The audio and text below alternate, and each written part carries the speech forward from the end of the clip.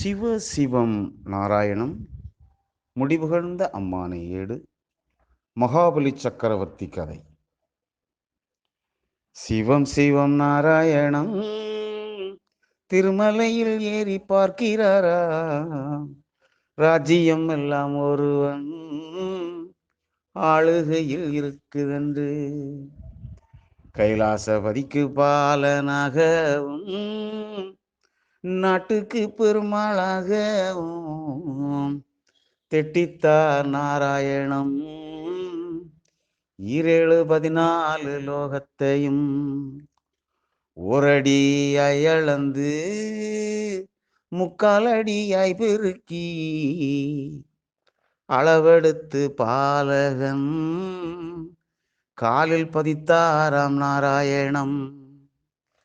கைலாசபதியும் விட்டு இப்புறத்தில் சென்றபோதே மாய பெருமாள் என்று வழியும் நடந்தாரா.